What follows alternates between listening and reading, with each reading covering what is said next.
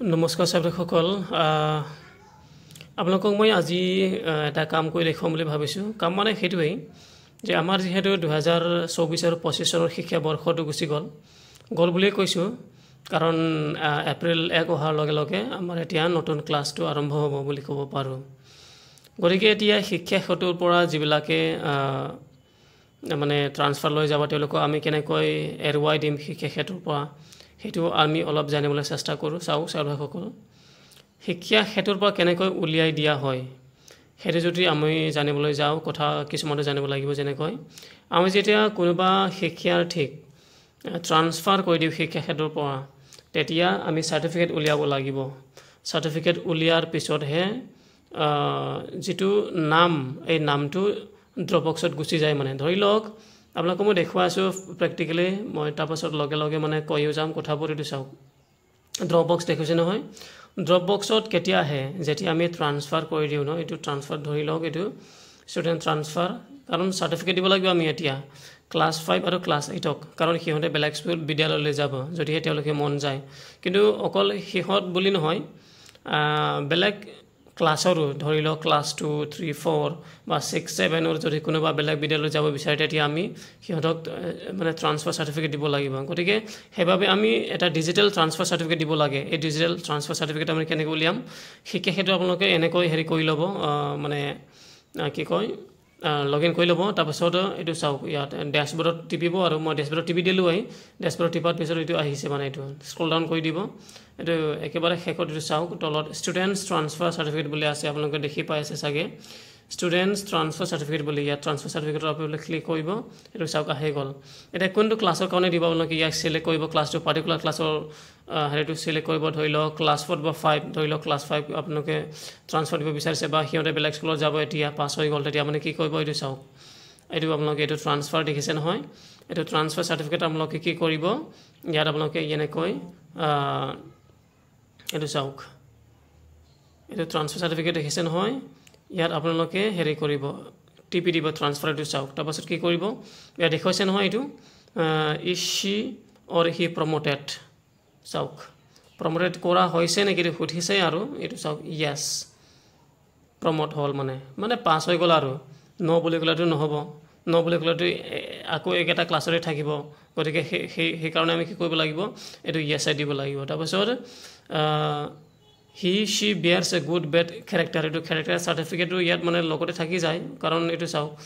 আপোনালোকে জানে কথাটো যে তাত মানে character মানে লিখা হয় character কেনেকুৱা এইটো নহয় জানো গতিকে ইয়াত কি কৰিব লাগিব গুডে দিব লাগিব আপোনালোকে গুডে দিব কাৰণ সকলোৰ ভালে থাকে ৰিজন দিব এতিয়া ট্ৰান্সফাৰ কিয় হ'ল হৈছে এইটো ৰিজন দি লিখি দিব ধৰি লওক আপোনালোকে কি লিখিব ধৰি লওক she has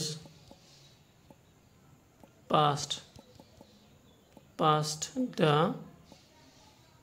5th standard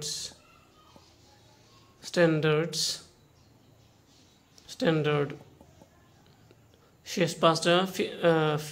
5th standard বুলি লিখি আপোনালোকে কি কৰিব ইয়াত জেনাৰেল ট্ৰান্সফাৰৰ আপোনালোকে যদি টিপি দিয়ে তেতিয়া হেতু যিটো ট্ৰান্সফাৰ সাৰ্টিফিকেটটো জেনাৰেট হ'ব এটা পিডিএফ আকাৰত মানে হেতু হেৰি হ'ব কি কয় এটা সাৰ্টিফিকেট উলাই পৰিব গতিকে সেইটো আপোনালোকে সেভ কৰি ল'ব সেভ কৰি পিনি আপোনালোকে প্ৰিন্ট কৰিব